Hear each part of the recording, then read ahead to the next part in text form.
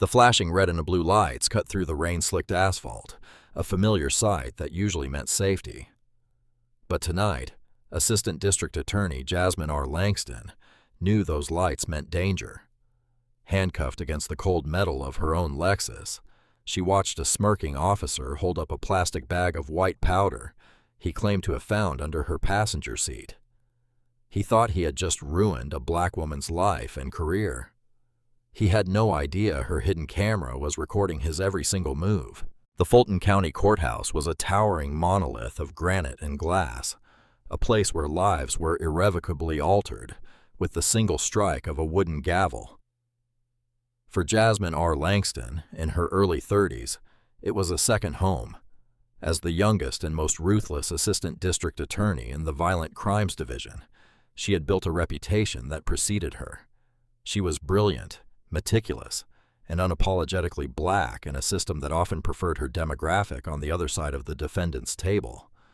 Jasmine was a graduate of Georgetown Law, a woman who had clawed her way up from the South Side with nothing but grit and a fiercely sharp intellect. She wore tailored Navy suits like armor and dismantled defense attorneys with surgical precision that left judges nodding in quiet respect. But her success had not come without making enemies. Recently, Jasmine had spearheaded an internal corruption probe that resulted in the indictment of 3 veteran narcotics detectives. She had crossed the thin blue line, and in the tribal ecosystem of local law enforcement, that was an unforgivable sin. Across town, in the damp fluorescent-lit locker room of the 14th Precinct, Officer Brandon Hale was lacing up his boots. Hale was a veteran with 2 decades on the force who had spent his career marinating in his own bitter prejudices. He was a relic of an older, uglier era of policing. To Hale, the badge was not a shield for the community. It was a bludgeon to enforce his personal worldview. Hale had a file in internal affairs thick enough to stop a bullet. There were excessive force complaints, allegations of racial profiling, and whispers of evidence tampering. But he belonged to a powerful police union, and his brother-in-law was a deputy chief. Time and again, the complaints were swept under the rug, dismissed as hearsay or unsubstantiated. Hale specifically targeted affluent minority neighborhoods. It infuriated him to see young black men and women driving luxury vehicles or owning homes in gated communities. In his twisted mind, they were either dealing drugs or defrauding the system, and it was his sworn duty to put them in their place. "Hey, Corey, you catching the game tonight?"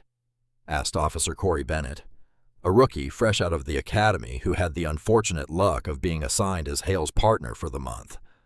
Corey was young, naive, and already deeply uncomfortable with the way his senior partner operated. Hale slammed his locker shut, the metallic clang echoing off the cinderblock walls. "No time for games, kid. We're hunting tonight. End of the month. Quota's looking a little light. Time to go shake the trees and see what kind of garbage falls out." Hale adjusted his duty belt, his hand lingering on the grip of his service weapon. He harbored a specific venomous hatred for the district attorney's office these days. Jasmine Langston's recent prosecution of his buddies in narcotics had felt like a personal attack. He had seen her on the evening news just that morning giving a press conference about police accountability. He had spat at the television in the break room. "These people think they run the city now," Hale had muttered to Corey earlier that week, refusing to use Jasmine's name. Somebody needs to remind them how the real world works. What Hale didn't know was that Jasmine Langston was intimately aware of the target on her back. Since the indictments, she had received anonymous hate mail, silent phone calls in the middle of the night, and had even noticed unmarked patrol cars lingering a little too long at the end of her driveway. As a prosecutor, she understood the dark underbelly of law enforcement better than anyone. She knew how easy it was for a dirty cop to ruin a life with a fabricated police report and a plastic baggie of contraband. Because of this, Jasmine had taken extreme precautions. She had a state-of-the-art dual-lens dash cam hardwired into her Lexus, recording both the road and the entire interior of the cabin, uploading continuously to an encrypted cloud server. More importantly, she had recently purchased a discreet high-definition body camera disguised as a designer lapel pin. She wore it on her blazer every single day, turning it on whenever she felt uneasy. She refused to become a victim of the very system she had sworn to uphold. As the sun dipped below the Atlanta skyline, casting long, menacing shadows across the city streets, a relentless rain began to fall. The stage was set. The predator was on the prowl, cruising the slick streets in a black and white cruiser, completely unaware that his chosen prey had laid a flawless, inescapable trap. Late on a rainy Tuesday night, Jasmine was exhausted. She had spent long hours locked in a suffocating conference room, prepping witnesses for a grueling gang racketeering trial.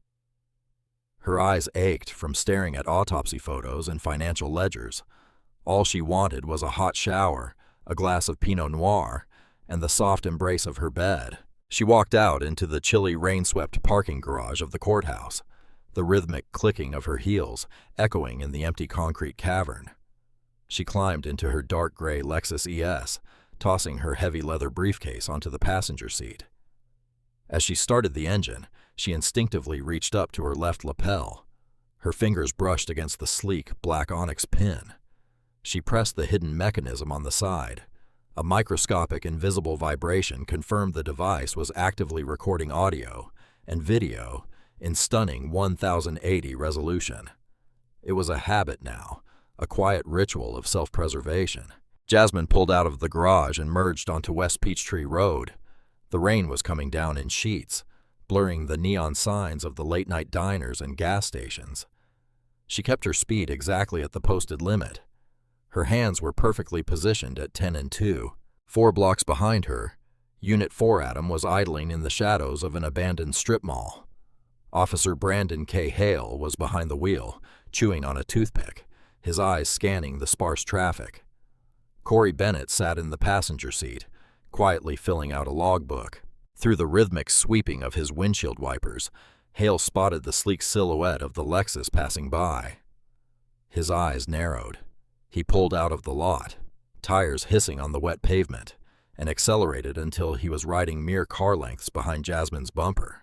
Inside the Lexus, Jasmine's eyes flicked to her rearview mirror. Her heart skipped a sudden cold beat. A patrol car was aggressively tailgating her. She didn't panic. She maintained her speed, ensuring she was completely centered in her lane. She deliberately used her turn signal to smoothly change lanes, hoping the cruiser would pass her. Instead, the cruiser mirrored her movement, staying glued to her rear bumper. "Look at this," Hale sneered in the cruiser, knuckles white on the steering wheel. "Brand new Lexus. Darkly tinted windows, rolling through this side of town at midnight." Corey looked up from his clipboard, squinting through the rain. "Plates are clean, Brandon. Registered to a Jasmine Langston.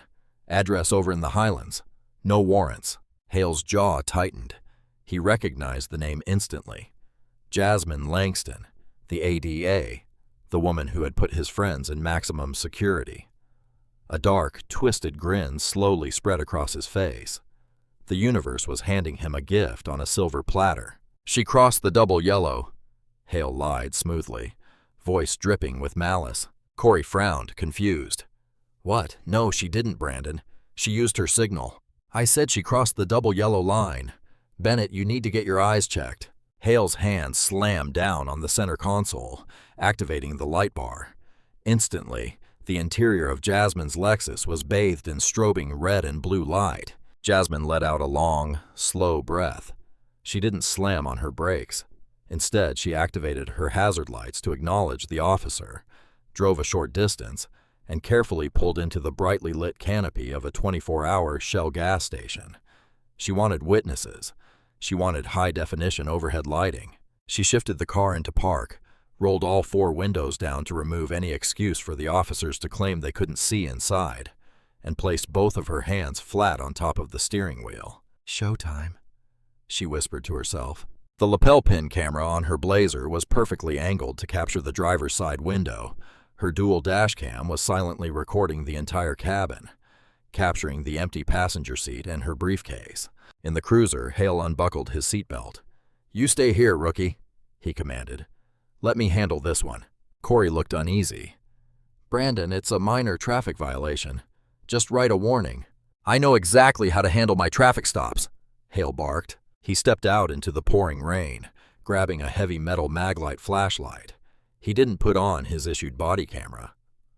In his precinct, it was notoriously common for cameras to malfunction or have dead batteries during late-night stops. Hale took his time approaching the vehicle. He walked with a heavy, arrogant swagger, shining his blinding flashlight through the back windows, scanning the back seat before finally stopping at Jasmine's window. He shone the beam directly into her eyes, trying to disorient her. "Do you know why I pulled you over tonight, girl?" Hale asked, tone aggressively informal and deliberately disrespectful. Jasmine squinted against the harsh light, keeping her voice calm, modulated, and professional. "Good evening, officer. No, I am not aware of any reason for this traffic stop. I was driving the speed limit and maintaining my lane." "You swerved over the center line," Hale stated, lowering the flashlight just enough to sneer at her. "Let me see your license, registration, and proof of insurance." "I have them right here, officer," Jasmine said slowly, announcing her movements before making them. "I'm reaching into my center console to retrieve my wallet." She handed over the documents. Hale snatched them from her fingers. He looked at the license, feigning ignorance. "Jasmine Langston." "Well, well, you're a long way from home, Jasmine. What are you doing out on the streets this late?" "I am an assistant district attorney returning home from the courthouse," Jasmine replied, eyes locked onto his. "And I would appreciate it if you addressed me formally, officer." She leaned forward slightly, reading his badge. "Officer Hale." Hale chuckled, a dry, rasping sound. "An ADA, is that right? Well, the law applies to everyone, doesn't it? Even fancy lawyers and expensive cars." He leaned closer to the window, invading her personal space, face inches from hers. He sniffed the air theatrically. Jasmine knew exactly what was coming next. It was the oldest trick in the corrupt cop playbook.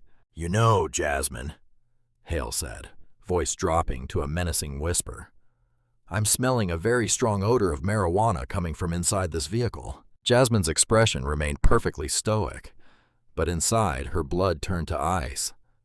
She didn't smoke. Nobody had ever smoked in this car.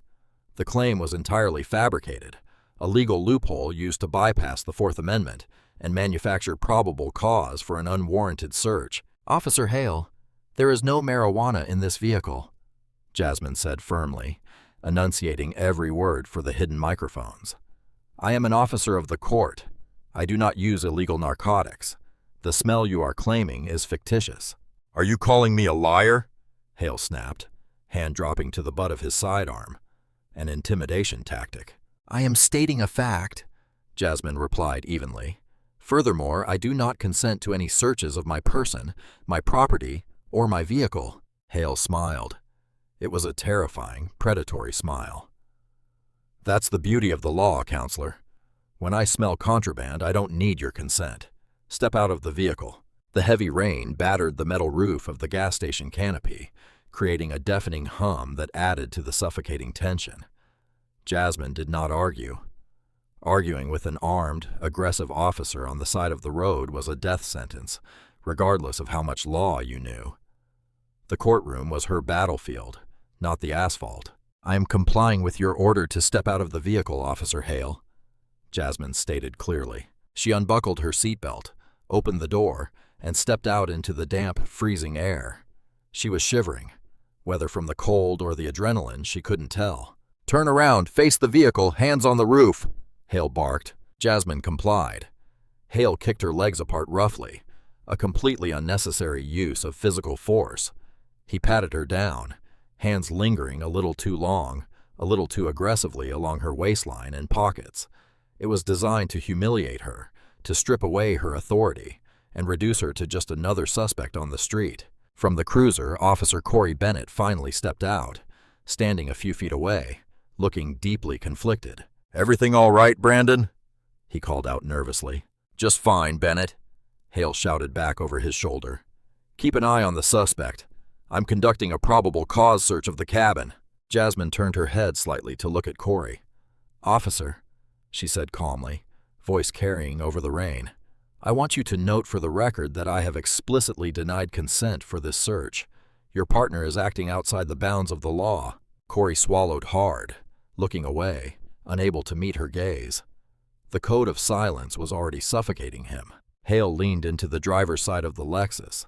He began tearing through the vehicle with reckless abandon. He pulled everything out of the center console: receipts, lip balm, charging cables, throwing them onto the leather seats. He opened the glove compartment, scattering the owner's manual and insurance papers across the floorboards. He was putting on a show, tearing her pristine sanctuary apart. But Jasmine wasn't watching Hale's back.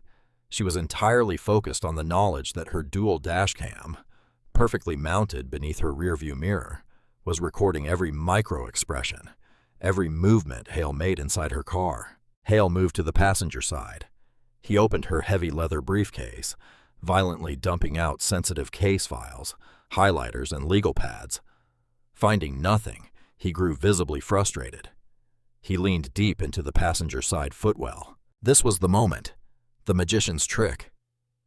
Because of the angle of the dashcam, the lens captured a crystal-clear view of Hale's left hand. As he pretended to search beneath the passenger seat, his hand slipped into the cargo pocket of his uniform pants. With practiced smooth agility, he pulled out a small, clear plastic baggie containing a white, powdery substance. He palmed it, then swept his hand under the seat before dramatically pulling it back out into the open. "Well, well, well," Hale's voice echoed from inside the car, thick with sickeningly triumphant glee. He backed out of the vehicle, standing up straight under the harsh gas station lights. He held the small plastic baggie up by the corner, dangling it in the air for Jasmine and Corey to see. The white powder caught the light. "Look what we have here, Bennett," Hale said, walking slowly back toward Jasmine. "Seems our honorable assistant district attorney has a little secret habit." Corey stared at the baggie, eyes wide. "Brandon, where did you find that?" "Stuffed right under the passenger seat," Hale lied without missing a beat. "Classic hiding spot." Jasmine looked at the baggie. Then she looked directly into Hale's eyes. She didn't scream. She didn't cry. She didn't launch into a hysterical defense. She knew any emotional reaction would be used against her in the police report, painted as erratic, drug-induced behavior. Instead, her face settled into a mask of pure, unadulterated coldness. "You planted that," Jasmine said softly, voice steady and lethal. Hale let out a booming, theatrical laugh. "Oh, that's rich. The suspect claims the police planted the evidence. Never heard that one before. Bennett, you hear that? The ADA is resorting to street thug excuses." Hale closed the distance between them. He violently grabbed Jasmine's wrists, wrenching them behind her back with enough force to strain her shoulders. The cold, heavy steel of the handcuffs bit brutally into her skin as he ratcheted them closed, far tighter than necessary. "Jasmine Langston," Hale whispered maliciously into her ear, close enough that she could smell the stale coffee and tobacco on his breath. "You are under arrest for felony possession of a controlled substance. You have the right to remain silent, which I highly suggest you do, because your career is officially over. By tomorrow morning, your face is going to be plastered on every news station in the state. You're done." He shoved her roughly toward the back of the patrol car, as Jasmine was forced to bend down and slide into the hard plastic back seat of the cruiser. She looked back at her Lexus. Through the rain-streaked window, she could just barely make out the tiny blinking red light of her dashcam. Hale slammed the cruiser door shut, trapping her in the dark, suffocating cage. He stood outside in the rain, grinning at his partner, holding up the baggie like a prized trophy. He had won. He had taken down the untouchable ADA, or so he thought. Sitting in the darkness, hands aching in the steel cuffs, Jasmine R. Langston allowed a slow, dangerous smile to curve her lips. Officer Brandon K. Hale had just signed his own death warrant in the criminal justice system. He had brought a plastic bag to a digital fight, and Jasmine was going to bury him. The holding cell at the 14th Precinct smelled intensely of industrial bleach and decades of human despair.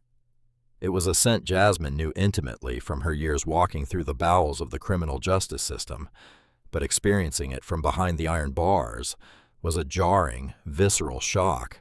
She sat on a cold, scarred stainless steel bench, her designer navy blazer wrinkled, wrists bruised from the excessively tight handcuffs.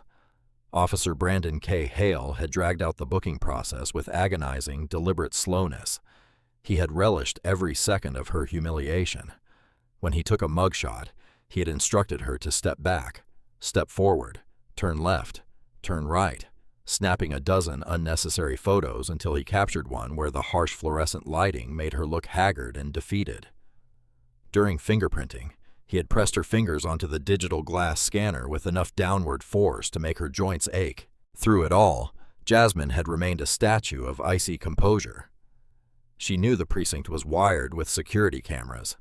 She knew Hale was trying to provoke a reaction, a shout, a curse, a tear, anything he could document as combative behavior.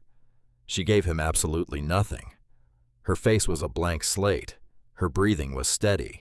Officer Corey Bennett stood near the doorway of the booking room the entire time, arms crossed over his chest, eyes fixed firmly on the scuffed linoleum floor. The young rookie looked physically sick. He knew exactly what had happened on that rain-slicked road. He had seen the empty seat, heard Hale's lies, and watched his training officer casually destroy a woman's life over a personal vendetta. But the blue wall of silence was an ironclad doctrine at the 14th Precinct. To break it meant ending his own career before it had even begun. Or worse, becoming a target himself. "All right, counselor," Hale sneered, wiping his hands with a paper towel. "You get one phone call. Make it count, because after tonight, I doubt anyone in the DA's office is going to want to hear your voice." Jasmine stood up slowly, maintaining her dignity despite the circumstances. She walked to the wall-mounted phone and picked up the heavy receiver. She didn't call her boss, District Attorney Marcus Reed. Not yet. Instead, she dialed the private cell phone number of Benjamin Carter. Benjamin was the most ruthless, high-priced criminal defense attorney in Atlanta. In the courtroom, he and Jasmine were sworn enemies, clashing in spectacular legal battles that often made the evening news. But outside the courtroom, there was a deep mutual respect built on years of testing each other's mettle. More importantly, Benjamin absolutely despised corrupt cops. The phone rang twice before a gravelly voice answered. "Carter?" "Benjamin, it's Jasmine Langston," she said, voice dropping to a low, measured murmur, acutely aware of Hale eavesdropping from across the room. There was a pause on the line. "Jasmine, it's late. Tell me you didn't finally murder opposing counsel." "I'm in holding at the 14th Precinct," she said, cutting straight to the chase. "Arrested on a fabricated charge of felony possession of a controlled substance, a small amount of cocaine planted under my passenger seat during a pretextual traffic stop." The playful exhaustion instantly vanished from Benjamin's voice, replaced by cold, professional steel. "Who is the arresting officer?" "Brandon Hale." Another pause, heavier this time. Benjamin knew Hale's reputation. Everyone in the Atlanta legal community did. "That son of a... He's retaliating for the narcotics indictments. Jasmine, listen to me. Say absolutely nothing else. Do not answer any questions. I'm getting out of bed right now. I'll be at the precinct shortly with a bail bondsman." "Benjamin, wait," Jasmine whispered, turning her back to Hale to shield her face. "Listen to me very carefully. I need you to do exactly as I say. When you get here, we are going to play this entirely straight. Act outraged. Act defensive. But do not tip my hand. Let Hale file his official police report. Let him submit his sworn affidavit of probable cause. I want his signature on every single piece of paper." "Why?" Benjamin asked, brow furrowing on the other end of the line. "We can squash this right now if we escalate to the watch commander." "Because," Jasmine breathed, a dangerous edge creeping into her tone, "I have a dual-lens interior dash cam, and I was wearing a hidden lapel body camera. The footage is already sitting in an encrypted cloud server. I caught him palming the baggie from his pocket. It's in 1080p. A low, dark chuckle rumbled over the phone. "My God, Jasmine, you wired yourself." "I knew they were coming for me," she replied firmly. "But if we show the footage now, Internal Affairs will just slap him with a disciplinary infraction. Let him quietly resign and sweep it under the rug. No, I want him to commit perjury. I want him to file false statements under oath. I want him to take the stand at the preliminary hearing and lie to a judge's face. We are going to let him dig his own grave, and then we are going to bury him in it." "You're playing a dangerous game, Counselor," Benjamin warned. "By morning, the media is going to have this arrest report. Your reputation is going to take a massive hit." "My reputation can take it," Jasmine said, staring at the peeling paint on the cell wall. "His freedom won't." "I'll see you shortly, Jasmine." She hung up the phone. Hale walked over, jingling his keys, a smirk plastered across his aging face. "Got your lawyer? Good. You're going to need a miracle to beat a possession charge with your record of making enemies." "We'll see, Officer Hale," Jasmine said softly, turning to face him. "The wheels of justice turn slowly, but they grind exceedingly fine." By morning, the storm had passed, leaving the Atlanta streets washed clean. But the atmosphere inside the district attorney's office was suffocatingly toxic. The leak had happened faster than anyone anticipated. Some eager desk sergeant at the 14th Precinct had tipped off a reporter at WSB-TV, and the story had exploded like a grenade in the morning news cycle. "Top Atlanta prosecutor arrested in midnight drug bust." The headline screamed across the bottom of every local channel. Jasmine's meticulously orchestrated mugshot, looking exhausted and cornered, was broadcast into millions of homes. Jasmine sat in the plush leather chair opposite District Attorney Marcus Reed. Reed was a political animal, a man who measured every decision by how it would affect his upcoming re-election campaign. He looked as though he had aged years overnight. "Jasmine," Reed sighed, rubbing his temples, a half-empty cup of black coffee trembling slightly in his hand. "Tell me this is a nightmare. Tell me there's an explanation." "It's a setup, Marcus," Jasmine said evenly, dressed now in a fresh, sharp gray suit Benjamin had brought her, masking the exhaustion behind her eyes. "Officer Brandon Hale conducted a retaliatory traffic stop. He planted a small amount of cocaine in my vehicle. It is a direct response to my prosecution of his colleagues last month." Reed groaned, leaning back in his chair. "Hale, I know his jacket. The man is a walking liability. But Jasmine, the optics of this. You were arrested with narcotics in a high-crime area late at night. The police union is already mobilizing." As if on cue, Reed's television, muted in the corner of his office, showed a live feed from the steps of the 14th Precinct. Robert O'Grady, the boisterous and aggressive president of the local police union, was standing behind a podium flanked by uniformed officers. Hale was standing right behind him, looking solemn and heroic. Reed grabbed the remote and turned up the volume. "And it is a sad day for Atlanta when the very individuals tasked with upholding the law believe they are above it," O'Grady boomed into the cluster of microphones. "Officer Brandon Hale is a decorated veteran with 2 decades on the force. Last night he didn't let a title or a badge intimidate him. He did his job. He took drugs off our streets. It is deeply disturbing that ADA Jasmine Langston, a woman who has spent the last year aggressively targeting our brave men and women in uniform, was harboring such a dark, illegal secret herself. We are calling for her immediate termination from the district attorney's office." Reed muted the TV. The silence in the room was heavy and oppressive. He couldn't look Jasmine in the eye. "Marcus," Jasmine said, voice devoid of panic, "do not terminate me. Suspend me. Put me on unpaid administrative leave pending the outcome of the preliminary hearing. That's standard protocol. Jasmine, the mayor's office is calling me constantly." "Marcus," Jasmine snapped, sharp tone cutting through his political anxiety. "Suspend me. Let them think they've won. Let Hale feel invincible. Trust me, I am building a case." Reed stared at her, seeing the terrifying, calculated fire in her eyes that had made her his best trial lawyer. He swallowed hard and nodded. "Administrative leave effective immediately. But Jasmine, if you don't have a silver bullet, your career is over. And mine goes with it." Over the following days, Jasmine endured a public crucifixion. She was barred from the courthouse. Pundits on talk radio tore apart her past cases, suggesting she had prosecuted cops to deflect attention from her own secret life. Paparazzi camped at the gates of her subdivision. Through it all, she remained entirely silent, She issued no statements. She gave no interviews. She spent those days in Benjamin Carter's sleek high-rise law office.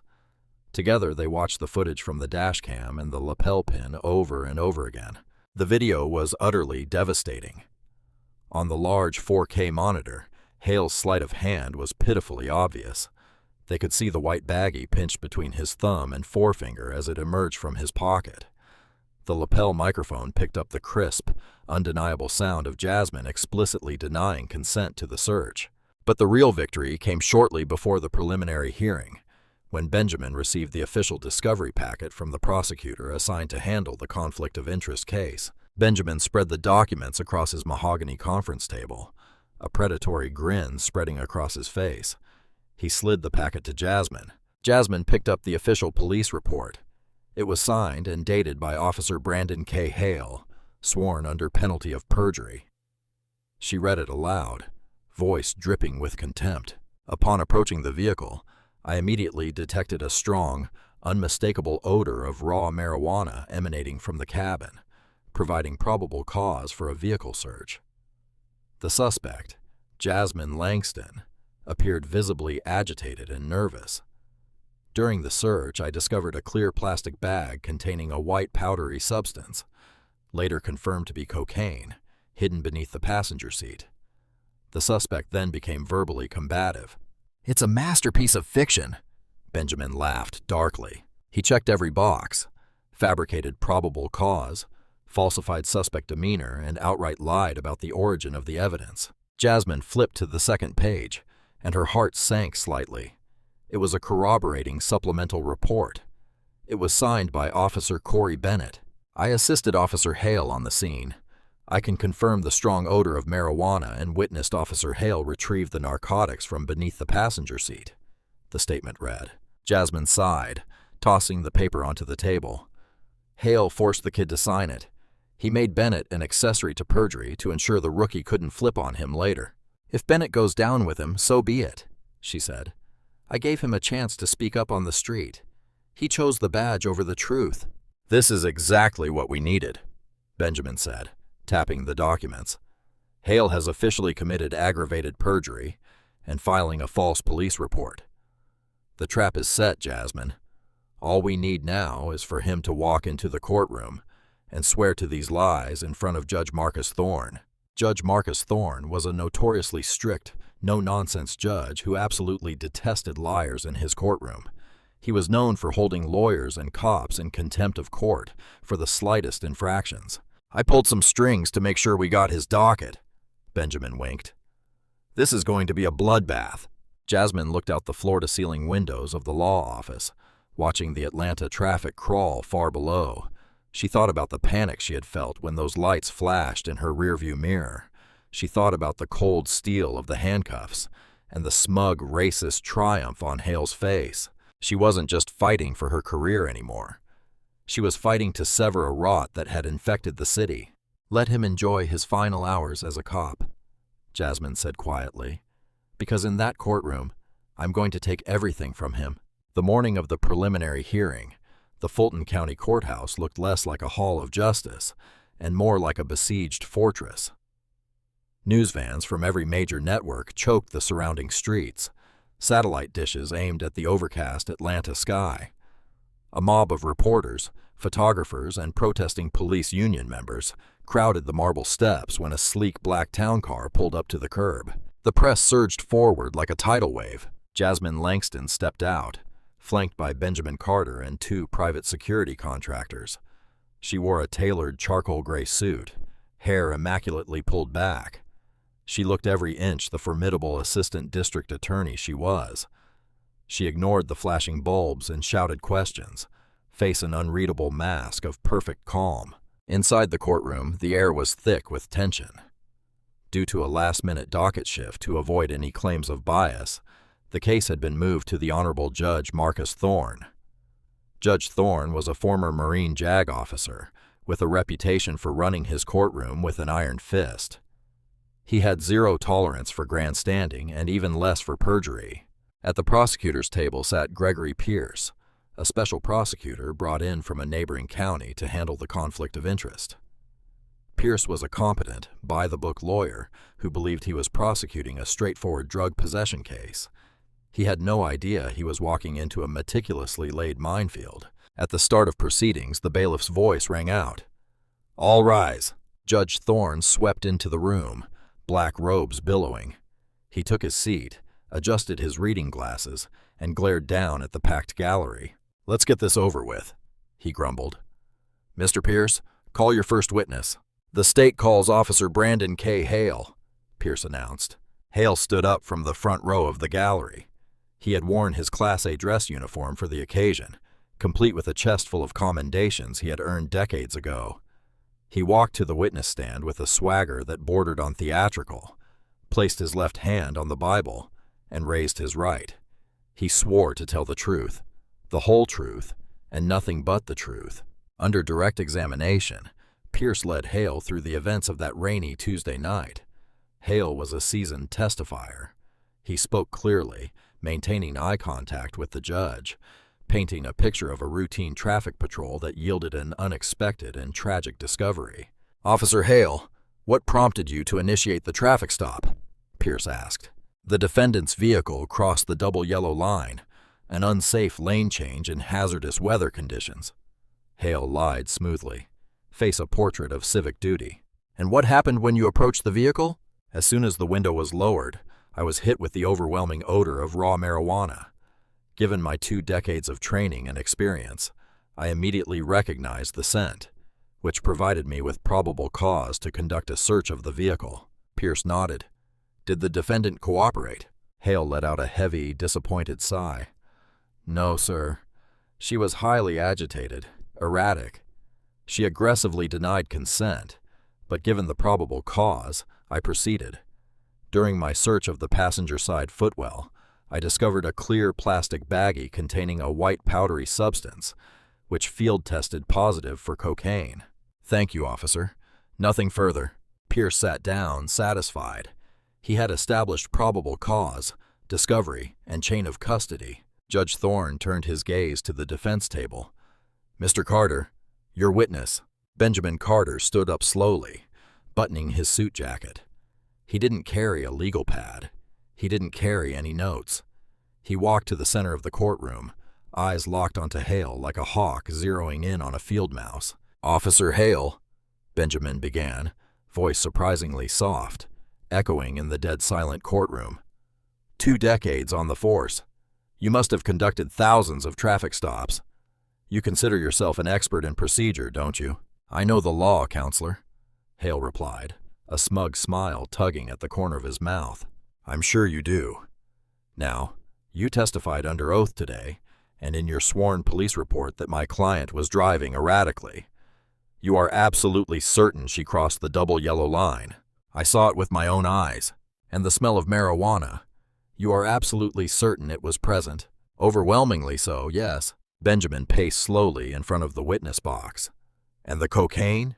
You're absolutely certain, under penalty of perjury, that you found that baggie beneath the passenger seat of Ms. Langston's Lexus?" Hale leaned forward, gripping the edges of the witness stand. "I found the drugs exactly where I said I found them, Mr. Carter. Under the seat. Not in your pocket?" Benjamin asked, voice dropping to a dangerous whisper. The courtroom collectively held its breath. Special Prosecutor Pierce half stood from his chair. "Objection, Your Honor. Argumentative." Overruled. Judge Thorne barked, leaning forward, interest suddenly piqued. "Answer the question, officer." Hale scoffed, shaking his head. "No, counselor. It was not in my pocket. I don't carry illegal narcotics on my person." "Perfect," Benjamin said, a terrifying, razor-sharp smile breaking across his face. He turned to the bench.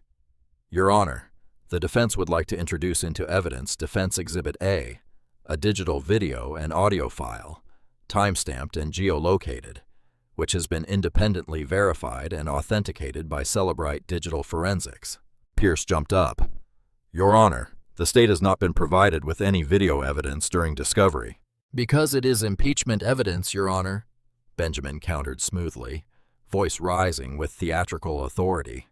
"Under Georgia law, we are not required to disclose impeachment evidence intended solely to prove a state's witness is committing perjury on the stand. Judge Thorne's eyes narrowed. He looked at Benjamin, then at Hale, who suddenly looked as though he had swallowed a stone. "I will allow it. Play the video, Mr. Carter. But it better be exactly what you claim it is." Benjamin gestured to a technician sitting behind the defense table. The large flat-screen monitors mounted on the courtroom walls flickered to life. The courtroom was instantly plunged into the high-definition reality of Jasmine's vehicle. The video was split-screen. The left side showed the wide-angle view of the dual dashcam, perfectly illuminating the interior of the car. The right side showed the hidden lapel camera view, capturing Hale from the chest up. First, the audio played, crisp, clear, and damning. "Officer Hale, there is no marijuana in this vehicle." Jasmine's voice echoed through the courtroom speakers. "I am an officer of the court. I do not use illegal narcotics. The smell you are claiming is fictitious." Then came the visual. The entire gallery watched in horrified fascination as Hale forced Jasmine out of the car.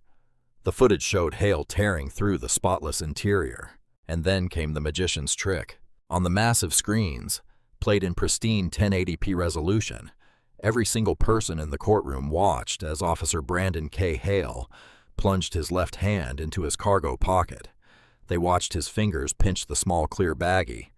They watched him palm the drugs, sweep his empty hand under the passenger seat, and pull the baggie out into the open as if he had just discovered it. Well, well, well," Hale's voice sneered from the speakers. "Look what we have here, Bennett." The video paused, freezing on a high-resolution frame of Hale holding the planted evidence, his hand clearly emerging from an upward trajectory, nowhere near the floorboards. The silence in the courtroom was absolute. It was a suffocating, heavy vacuum, the kind of silence that precedes an explosive shockwave. On the witness stand, Brandon Hale had turned the color of wet ash. The smug arrogance was entirely gone, replaced by the wide-eyed primal terror of an animal that has just stepped into a steel jaw trap. He opened his mouth to speak, but no words came out. Benjamin Carter turned slowly from the monitors and locked eyes with the disgraced cop. "Officer Hale, would you like to revise your previous sworn testimony, or would you like me to play it again in slow motion?" The eruption was instantaneous. The gallery exploded into a cacophony of shouts and gasps. Reporters furiously typed on their phones, racing to break the news that the city's most explosive drug case had just turned into a catastrophic police corruption scandal. "Bang, bang, bang! Order! Order in my courtroom!" Judge Marcus Thorne roared, face flushed with unadulterated fury. His gavel struck the wooden-sounding block with the force of a gunshot. The bailiff stepped forward, hands resting on their holstered weapons, forcing the crowd back into their seats. Judge Thorne slowly turned his terrifying gaze toward Brandon Hale. "Officer Hale," the judge said, voice trembling with a cold, white-hot rage, "you swore an oath before God in this court. You filed a sworn affidavit. You attempted to use the power of the state of Georgia to destroy an innocent woman's life because of a personal vendetta." "Your Honor, I can explain. That video is manipulated," Hale stammered, voice cracking, desperation clawing at his throat. "Shut your mouth," Judge Thorne thundered. The sheer volume of his voice made Hale flinch. "The digital forensics metadata, authenticated by Celebrite, leaves no room for your lies. You are a disgrace to that uniform. You are a cancer in the criminal justice system." Before Thorne could continue, a commotion broke out in the second row of the gallery. Officer Corey Bennett, the young rookie who had been agonizing over his silence, suddenly stood up. He was weeping, tears streaming down his face, hands raised in the air. "He made me do it!" Corey screamed, voice breaking in a panicked sob. "He told me if I didn't sign the supplemental report, he'd have me blacklisted from the department. There was no smell of weed. There were no drugs. He planted them. I'm sorry, Ms. Langston. I'm so sorry." The courtroom devolved into absolute chaos. Special Prosecutor Gregory Pierce looked physically ill, staring at the floor, realizing his entire case was built on a foundation of spectacular criminal fraud. Judge Thorne didn't hesitate. He pointed a trembling finger directly at the witness stand. "Bailiff," Thorne commanded, voice echoing off the high ceilings, "take Brandon Hale into custody right now. I am holding him in direct criminal contempt of court. Furthermore, I am recommending the District Attorney's Office immediately convene a grand jury to indict this man for aggravated perjury, tampering with evidence, deprivation of civil rights under color of law, and filing a false police report. 2 heavily armed Fulton County deputies advanced on the witness stand. Hale's legs seemed to give out. He stumbled, chest heaving with panic. "You can't do this.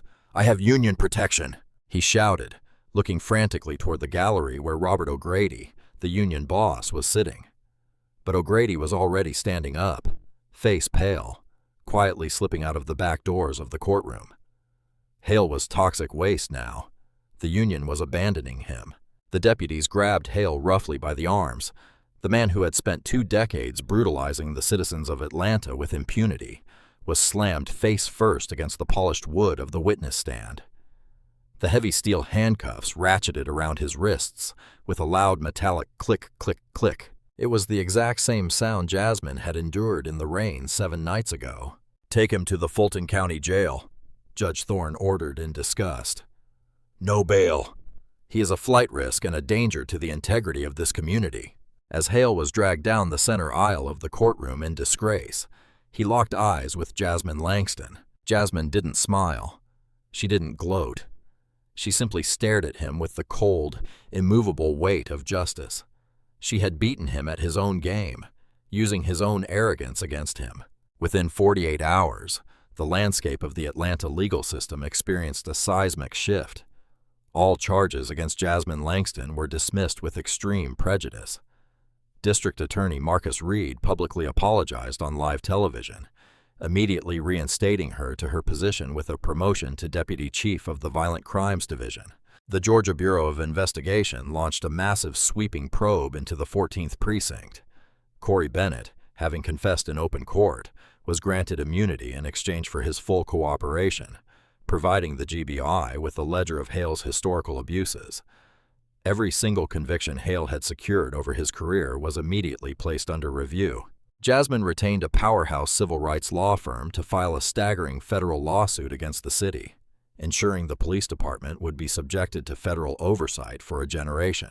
A month later, on the eve of Hale's transfer to a maximum security state penitentiary, where he was facing a lengthy term behind bars, Jasmine Langston made a quiet, unpublicized visit to the Fulton County Jail. She sat in the bleak visitor's room, a pane of reinforced plexiglass separating her from the man who had tried to ruin her. Hale emerged in an orange jumpsuit, hair thinning, face hollowed out by the sheer terror of knowing what happens to corrupt cops in general population. He picked up the heavy black receiver. "What do you want?" Hale sneered, though the bravado was entirely gone, replaced by a pathetic, trembling weakness. "Come to gloat?" Jasmine picked up her end of the phone. She looked at him, feeling absolutely nothing but cold closure. "I came to make a promise," Jasmine said, voice smooth and chillingly calm. "I'm going to personally oversee the review of every single case you ever touched, Hale. Every man or woman you planted evidence on. Every life you derailed. I'm going to find them, and I am going to set them free. Your entire legacy is going to be erased. It will be as if you never existed." Hale stared at her, lips trembling, a tear finally escaping the corner of his eye as the absolute finality of his destruction settled over him. Jasmine hung up the phone. She didn't look back as she walked out of the prison, the heavy steel doors echoing behind her. She stepped out into the bright, warm Atlanta sunshine, breathing in the clean air. The storm was finally over. She had work to do. If this story of justice served, made your blood pump, hit that like button and subscribe to the channel right now. We bring you the most intense, jaw-dropping stories of revenge, legal drama, and real-world karma every single week. What would you have done in Jasmine's situation? Would you have stayed calm or lost your cool? Drop your thoughts in the comments below. I read every single one. Don't forget to share this video with a friend who loves a satisfying plot twist, and ring that notification bell so you never miss an upload.